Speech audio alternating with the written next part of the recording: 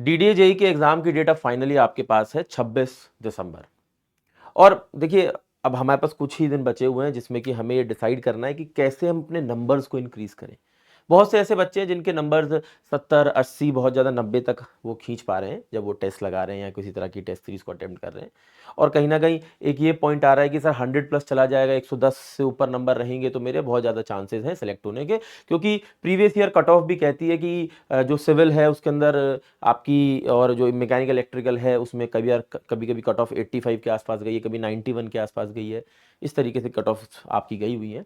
ठीक है, तो मतलब पिछली आपने देखा भी होगा, मैंने कट ऑफ के ऊपर एक वीडियो भी आप लोगों के लिए बनाई थी कि कितना स्कोर आपको बना के रखना चाहिए, और वो ऐसा था कि लगभग हम अगर 100 को छू लेते हैं तो हमारे हाई चांसेस रहेंगे कि हम डीडीए के अंदर सेलेक्ट हो सके। अच्छा, अब यहां पर सवाल ही बनता है कि कैसे करें। एक तो मैंने देखिए आपको क्लियरली ये बताया भी था, इसका पूरा एक सब्जेक्ट वाइज डिस्ट्रीब्यूशन भी आपको दिया था कि भाई 2018-2023 के पूरे पेपर को अगर आप देखते हैं तो इसमें कुछ मेजर सब्जेक्ट थे। सबसे पहली बात तो आपको उनके ऊपर फोकस करना है, सबसे पहली स्ट्रैटेजी रहेगी। ठीक है, हो सकता है जब आप मॉक टेस्ट लगा रहे हो, ठीक है, कई बार इस तरीके से भी हम लोग मॉक टेस्ट लगाने चले जाते हैं कि यार मेरी जो कमांड है वो एक ऐसे सब्जेक्ट पर है जिसका वेटेज इस पेपर में कम है, और मैं जो ज़्यादा वेटेज वाला सब्जेक्ट है मुझे पता नहीं है, मैं मेहनत भले ही कर रहा हूँ लेकिन मैं इस तरीके से कर रहा हूँ कि मुझे नहीं पता है। ठीक है, तो देखिए सबसे पहले मैंने हाईलाइट भी करवाया था कि किसी भी आप और एग्जाम में जाते होंगे तो स्ट्रेंथ ऑफ मटेरियल्स वहाँ पर 5 नंबर का, 6 नंबर का, 7 नंबर का आता होगा बहुत ज़्यादा, लेकिन स्ट्रेंथ ऑफ मटेरियल डीडीए जैसे एग्जाम के अंदर एक ही शिफ्ट के अंदर 13-13 number, 9 number, 10 number, 12 number, 11 number का आता है। मैंने एवरेज भी बनाया था सारे शिफ्ट का, लगभग 9 नंबर का आपको यहां पर मिलता है, जो कि एक हाई वेटेज सब्जेक्ट हो जाता है डीडीए के लिए। तो हाई वेटेज सब्जेक्ट के ऊपर अपना फोकस रखें। सॉइल मैकेनिक्स बहुत ज्यादा इंपॉर्टेंट है, 11 नंबर एवरेज है एक एक शिफ्ट के अंदर, 15-15 नंबर की ये आ रही है। ठीक है, फिर उसके बाद अगर आप देखें आरसीसी, आरसीसी भी हाई वेटेज सब्जेक्ट है, 12 नंबर, 10 नंबर, 13 नंबर, 9 का वेटेज है। ठीक है, फिर सर्वेइंग देखिए, ठीक है, सर्वेइंग एक हाई वेटेज सब्जेक्ट है। स्ट्रक्चर यहां पर एक हाई वेटेज सब्जेक्ट नहीं है।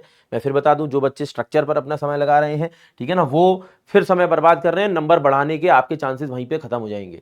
इसलिए हाई वेटेज, मैं इसका स्क्रीनशॉट भी अभी अपने टेलीग्राम ग्रुप में डाल देता हूं, वीडियो के डिस्क्रिप्शन में आपको टेलीग्राम ग्रुप का लिंक मिल जाएगा, वहां से आप स्क्रीनशॉट को ले सकते हैं, अप्रॉक्स वेटेज भी मिल जाएगा। तो हाई वेटेज वाले सब्जेक्ट पर आपको फोकस करना है, नंबर 1।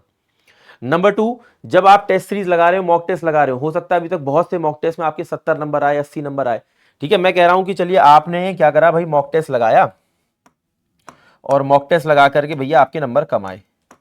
ठीक है ना, जितना मैं समझता हूं ज्यादातर स्टूडेंट्स ने एक गलती करी है, और एक वो गलती ये है कि जितने नंबर देखे भैया कि मेरे 150 में से 70 आए जी, इसका मतलब ये है कि भाई आपके 80 नहीं भी आए, इसका मतलब ये है कि 80 नहीं भी आए। 80 कहां नहीं आए, क्वेश्चन स्किप किया है आपने, या गलत किया है आपने, क्या किया आपने? स्किप किया है तो भाई उसको नोट करो एक अलग जगह, ठीक है, नोट पॉइंट की तरह नोट करो। और जहां पे भी गलती करी है उसको एक मिस्टेक मान करके एक कॉपी में अलग से नोट करो, और जितने टेस्ट आप लगा रहे हैं उनको लगाते चलिए, इन 2 पॉइंट्स को आप अपने पास नोट करते चलिए अलग से, क्योंकि स्किप वो किया होगा जो आपने कभी देखा नहीं, और मिस्टेक वो करी होगी जो आपको आता होगा लेकिन कहीं ना कहीं हो सकता है कि उस समय रिकॉल नहीं हुआ जब आपको वो पेपर लगा रहे थे, या फिर एक कंसेप्ट आपके दिमाग में किसी के साथ कंफ्यूज हो गया।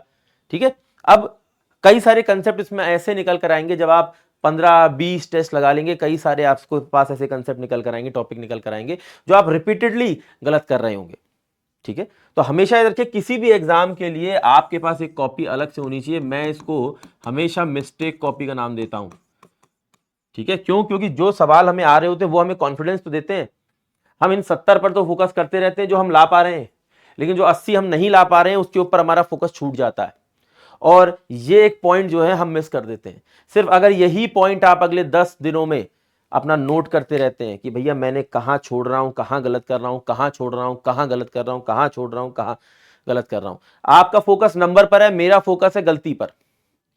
तो फोकस अपना यहां से नंबर से हटाकर, क्योंकि ये नंबर आपके सिलेक्शन को डिफाइन नहीं कर रहे हैं दोस्तों, क्योंकि हो सकता है कि जो टेस्ट आप लगा रहे हैं एग्जैक्टली वही पेपर आएगा, ये जरूरी नहीं है। ठीक है ना, जो गलतियां आप यहां पर कर रहे हैं, अगर यही गलतियां आप आइडेंटिफाई करते रहें और यही गलतियां मिलकर के एक कॉपी में आपके पास अलग से रहें, तो हाई चांसेस हैं कि ये गलतियां आपसे एग्जाम में नहीं होंगी।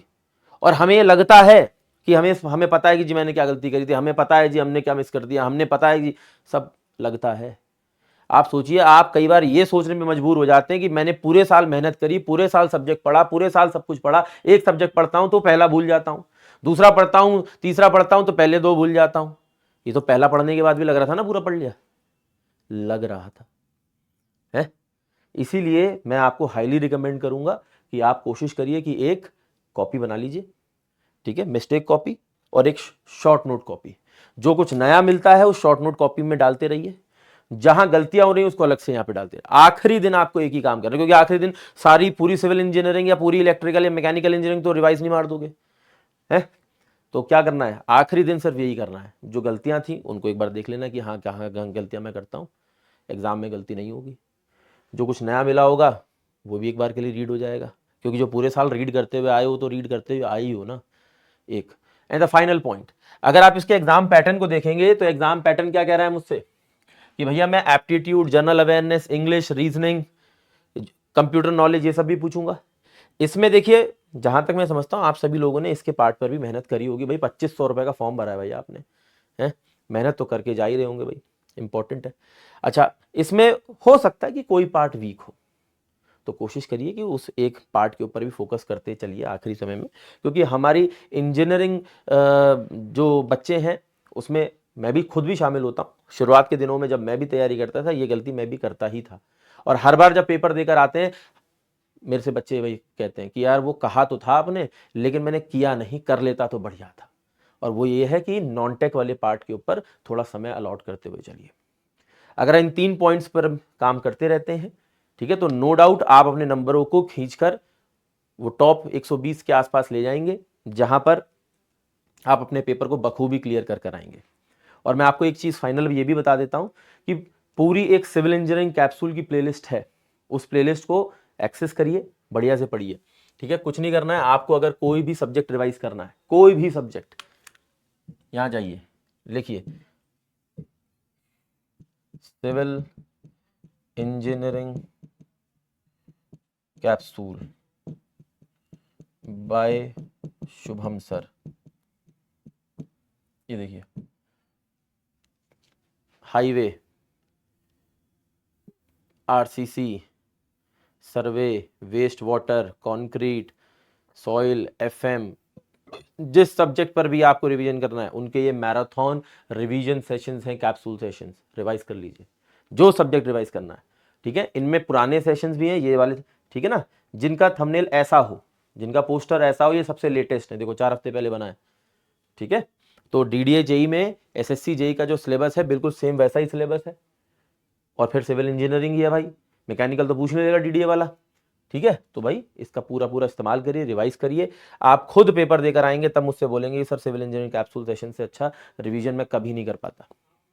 तो बढ़िया से इस्तेमाल करिए, कोई दिक्कत आती है कमेंट करके बताइए, कोशिश करेंगे उसको भी हल करेंगे, लेकिन अपने सिलेक्शन की बात करेंगे। टेक केयर, जय हिंद।